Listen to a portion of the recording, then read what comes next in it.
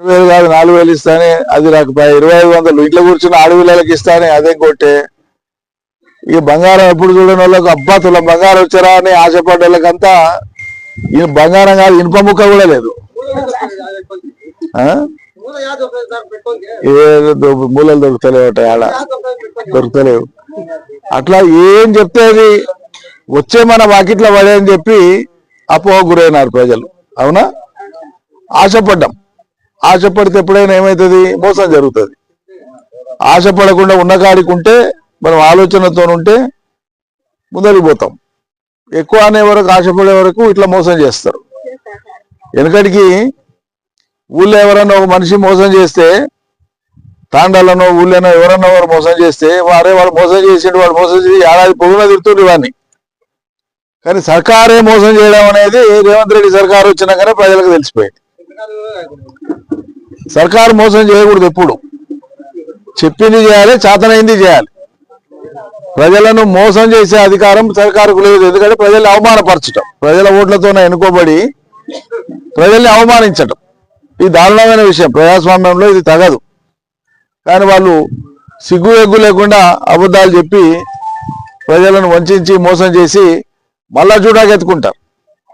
రుణమాఫీ సగం కూడా కాలే. అయిందా మీ ఊళ్ళో? మీ తాండదా అయిందా? కాలేదా? కాలే ఉంది. మొత్తానికి ఇచ్చిన అంటాడు.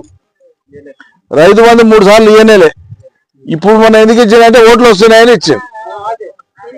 నిన్న మొన్న తర్వాత వడ్లకు నీకు ఎంత పండితే అంత క్వింటాల్కి 500 అన్నాడు.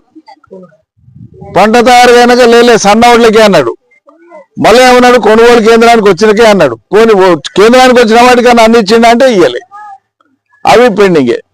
మన యాసంగిన వడ్లు మీరు పండించరా? యాసంగిన ఎవరికైనా వడ్లు పండాయనా? మొన్న బోనస్ వచ్చిందా? రాలే, ఎవరికి రాలే. అట్లా ఏం చెప్తే అది అబద్ధమే. మనం చేతనైన కాడికి 10 ఏళ్ల కాలంలో కేసీఆర్ కాలంలో 200 ఉన్న పెన్షన్ 1000 చేసినాం, 1000 ఉన్న పెన్షన్ 200 చేసి 2000 చేసినాం. 200 ఉన్నదాన్ని 2000 చేసినాం మనం.